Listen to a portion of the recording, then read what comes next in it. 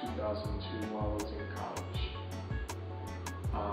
We started out with just a simple point and shoot, snapshot. I won't say the brand, but if you know Snapshot, you know what company it is. And from there, I used to just play around with friends with different photos we used to do. Back in the days, it wasn't about selfies, it was more about you taking pictures of your friends, crazy stuff that you do.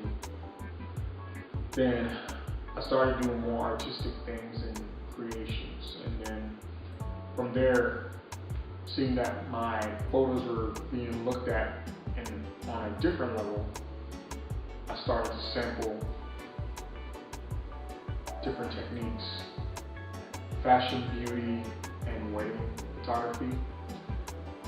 My biggest, you could say, joy in what I do is to bring out a joy in people while I'm working, especially in fashion, doing a lot of transformations when it comes to inspiring models. Also, in wedding photography, enjoying the scene of happiness, being surrounded by happiness and doing a photojournalistic style of work that will show them what they did not see because they were a part of it. I was born in Kingston, Jamaica. In my younger years, I grew up in Jamaica, but in my early teens and up till now, I grew up in New York City. Digital or film, as they will call darkroom photography. I love both, but since time is an essence, I prefer digital photography.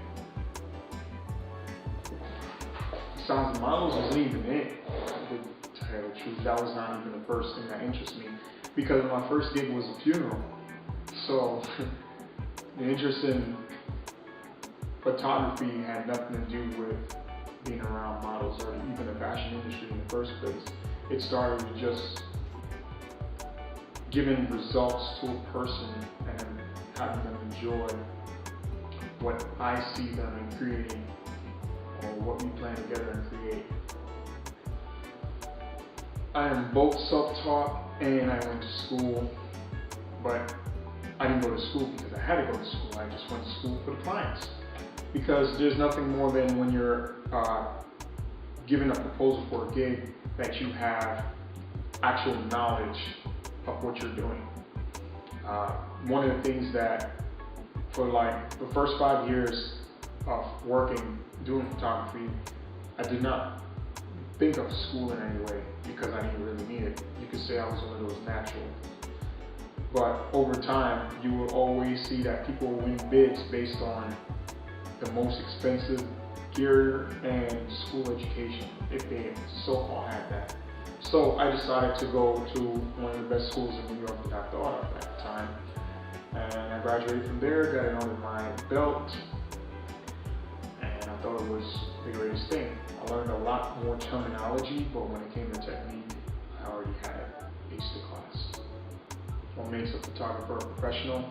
A photographer never has to make excuses for the work he's done. You never have to second think what he had done the next day. A pro always have a plan, no matter what, how big or small the project might be. A pro is constantly, you could say, improving his skills, even though he's considered a pro. A pro is always reasonable, no matter what the situation is. Number one thing, a pro never has the best skills and the best gear, but it's not always the most expensive gear.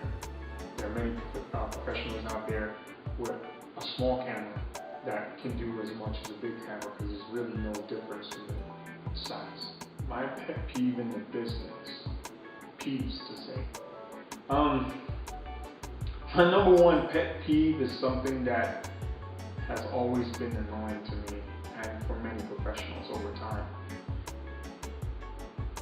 Cancellations last minute. When I mean cancellations last minute, I'm talking about the day before the shoot or even on the day of the shoot. Lighting, makeup, props, all of the above, depending on the situation. Lighting is a key element when it comes to photography. with the wrong lighting, you'll be out of sync or plan of what you are trying to accomplish. Makeup is necessary, but not necessary at the same time, depending on the situation.